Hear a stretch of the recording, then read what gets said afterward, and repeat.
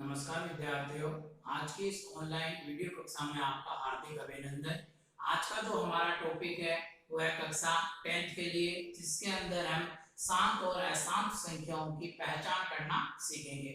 इसके अंदर हम भाग नहीं लगाएंगे, बिना किसी विभाजन के ही इस शांत और अशांत संख्या की हम पहचान करेंगे। तो हमें यहाँ पर ध्यान रखना है, शांत और अशांत संख्या पहचान कैसे कर सकते हैं। सबसे पहले आता है शांत संख्या है। तो शांत संख्याओं की पहचान के लिए हमें यहाँ पर जो परिमेय संख्या दी गई है उसके हर के गुणनखंड को ध्यान से देखना है। अगर उसके हर के गुणनखंड के अंदर 2 की घातें उपस्थित है या 5 की घातें उपस्थित है या 2 की घातें और 5 की घातें दोनों एक साथ उपस्थित है तो ये संख्याएं शांत होगी। यानी सिर्फ 2 की घातें या सिर्फ 5 की घातें या दोनों की घातें उपस्थित हो तो शांत संख्याएं होती है। जैसे कि 1/10 के लिए, तो इसके लिए हम देखते हैं 1/2 गुणा 5, 2 और 5 की घातें मौजूद है। इसी प्रकार 3/25 के लिए, तो यहाँ पर हम देख सकते हैं ये हो गया 3/5 की घात 2, तो सिर्फ 5 की घातें मौजूद है। इसी प्रकार 11/16 के लिए, इसके लिए हम देख सकते हैं ये हो गई है 11/2 की घात 4, तो यहाँ पर सिर्फ 2 की घातें मौजूद है। इसी प्रकार हम कर सकते हैं 7/200 के लिए, तो इसके अंदर हम देखते हैं 7/2 की घात 3 गुणा 5 की घात 2, तो यहाँ पर 2 और 5 की घातें मौजूद है। तो इस प्रकार की सारी संख्याएं क्या होगी, शांत होगी। तो यहाँ जो हर के गुणनखंड है, हर के गुणनखंड उनका जो रूप है वो 2 की घातों के रूप में या 5 की घातों के रूप में या 2 गुणा 5 इन घातों के रूप में होना चाहिए। m और n यहाँ पर क्या है, कोई पूर्ण संख्या है। m और n क्या है, पूर्ण संख्या है। पूर्ण संख्याएं जो 0 से शुरू होकर अनंत तक चलती है। इसी प्रकार हम बढ़ते हैं अशांत संख्या की तरफ। अशांत संख्या के लिए बहुत ही आसान है, इन सब संख्याओं को छोड़ के 2 की घातें भी मौजूद हो, 5 की घातें मौजूद हो या नहीं भी हो, ठीक है, लेकिन उनके साथ में कोई अन्य संख्या जो गुणनखंड के रूप में मौजूद हो, तो सारी संख्याएं क्या होती है, अशांत संख्याएं होती है। जैसे कि 3/14, तो हम देख सकते हैं 3/2 गुणा 7, तो ये 2 गुणा 7 होने से यहाँ पे 7 के गुणनखंड मौजूद हो गए, तो इसलिए क्या है कि अशांत संख्या सिर्फ 2 के या 5 के होने चाहिए थे। इसी प्रकार 15/11, अब 15/11 है तो 11 के अंदर सिर्फ 11 के गुणनखंड मौजूद है, तो इसलिए ये भी क्या हो गई है, अशांत हो गई है। इसी प्रकार हम ले सकते हैं 7/75, तो यहाँ पर देखिए 7/3 गुणा 5 की घात, तो यहाँ 5 के गुणनखंड मौजूद है लेकिन साथ में अंक 3 भी है, तो गुणनखंड के रूप में 3 मौजूद हो रहे, तो इसलिए संख्या क्या होगी, अशांत। यानी कि सिर्फ 2 और 5 की घातों को छोड़ के अगर कोई अन्य अभाज्य संख्या गुणनखंड के रूप में हर के स्थान पर मौजूद हो, हर के गुणनखंड में, तो क्या होगी, अशांत, ठीक है। तो इस प्रकार से हमें किसी भी संख्या में बिना भाग लगाए सिर्फ उसके हर के गुणनखंड के माध्यम के द्वारा ये देख सकते हैं कि संख्याएं शांत है या अशांत। अब बोर्ड परीक्षा के अंदर इस पर आधारित 1 नंबर का सवाल पूछा जा सकता है। तो हमारे इस टॉपिक पर आधारित जो प्रश्न पूछा जाता है वो इस प्रकार से, बिना लंबा विभाजन किए बताइए कि निम्नलिखित परिमेय संख्याएं शांत है अथवा अशांत। बिना लंबा विभाजन का अर्थ है यहाँ पर हमें भाग लगाकर नहीं देखना है। तो जो अभी हमने तरीका समझा है उस तरीके के आधार पर देखिए 7/16।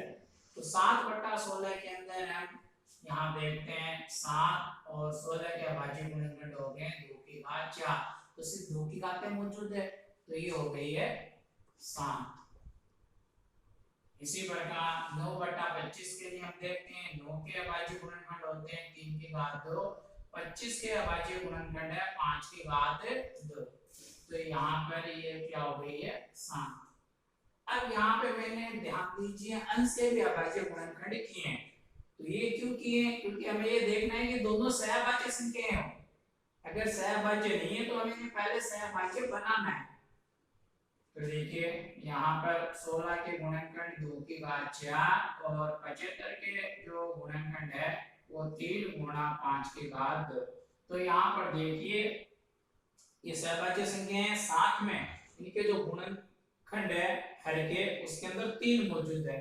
तो इसलिए क्या हो गया है अशांत। अगले उदाहरण में 75/125। तो हमें इन्हें सहअभाज्य बनाना है। तो सबसे पहले हम इनका गुणनखंड कर लेते हैं। तो ये हो गया 3 गुणा 5 की घात 2 बटा 5 की घात 3। अगर मैं यहाँ पर देखूं तो सहअभाज्य के रूप में ये प्राप्त हो जाएगा 3/5। तो यहाँ पर सिर्फ 5 के गुणनखंड मौजूद है। वैसे यहाँ पर भी हम देख कर कह सकते हैं क्योंकि सिर्फ 5 के गुणनखंड मौजूद होने हैं और तो कोई आएगा नहीं। तो यहाँ पर ये हो गया है 7। इसी प्रकार हम इसमें देखते हैं। तो इस उदाहरण में देखिए 2 की घातें मौजूद है 5 की घातें मौजूद है लेकिन साथ में 7 है। ऊपर मात्र अंश के स्थान पर 1 दिया है तो इसके गुणनखंड होंगे नहीं, यानी ये सहअभाज्य संख्या हम डायरेक्ट लिख सकते हैं अशांत। इसी प्रकार यहाँ पर देखते हैं। तो यहाँ देखिए अंश में दिया हुआ है 17 की घात 2। इसी प्रकार यहाँ दिया हुआ है 5 की घात 3 और यहाँ 17 की घात 2। तो यहाँ पर 17 की घात 2 से परस्पर कैंसिल हो जाएंगे। तो यहाँ बचेगा सिर्फ 1/5 की घात 3। यहाँ से 5 के गुणनखंड मौजूद है तो ये क्या हो गया है 7।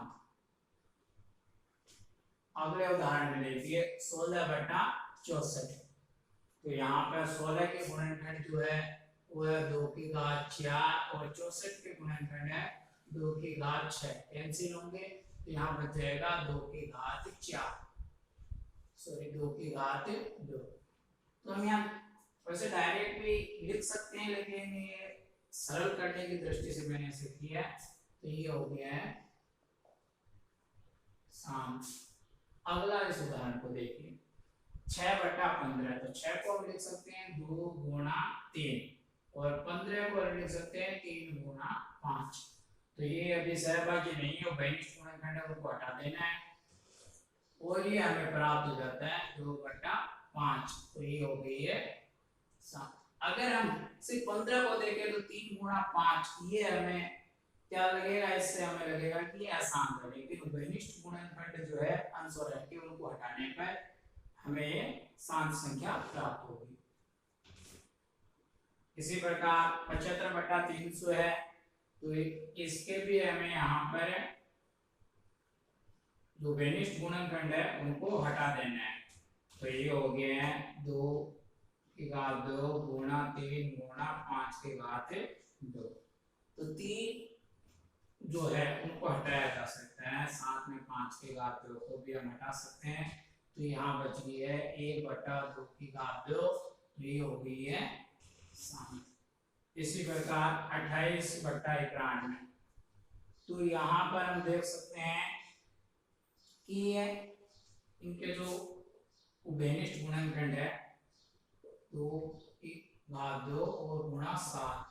91 को हम लिख सकते हैं 7 गुणा 13। 7 से 7 कैंसिल हो गया और यहाँ बच गया 2 की घात 2/13। तो यहाँ पर हर के गुणनखंड में 13 मौजूद है, सिर्फ 2 और 5 होते तो शांत होता, इसलिए ये क्या हो गई है अशांत। उसके बाद में आगे 9/200, तो इसको हम लिख सकते हैं 3 की घात 2 बटा 2 की घात 3 गुणा 5 की घात 2। सिर्फ 2 और 5 के गुणनखंड मौजूद है, इसलिए क्या है शांत। इसी प्रकार अगला 49/1400, तो यहाँ पर हम लिख सकते हैं 7 की घात 2 बटा 1400 को हम लिख सकते हैं 14 के गुणनखंड के लिए यहाँ पर 2 की घात 3 गुणा 5 की घात 2 गुणा 7, ये इस प्रकार से हमें इसके गुणनखंड प्राप्त होंगे। तो यहाँ पर जो ये एक 7 है, 7 एक बार है, इस 7 की घात 2 में से एक बार हट जाएगा, तो ये इस प्रकार से आगे हल हो जाएगा 7/2 की घात 3 गुणा 5 की घात, तो सिर्फ 2 और 5 की घातें मौजूद है, तो इसलिए क्या हो गया है 7। तो इस प्रकार से हम बिना कोई लंबा विभाजन किए सिर्फ और सिर्फ परिमेय संख्याओं के हर के गुणनखंड के आधार पर ये निश्चित कर सकते हैं कि ये परिमेय संख्या शांत होगी अथवा अशांत होगी। तो उम्मीद है आप सबको ये टॉपिक अच्छे से समझ में आया है। धन्यवाद।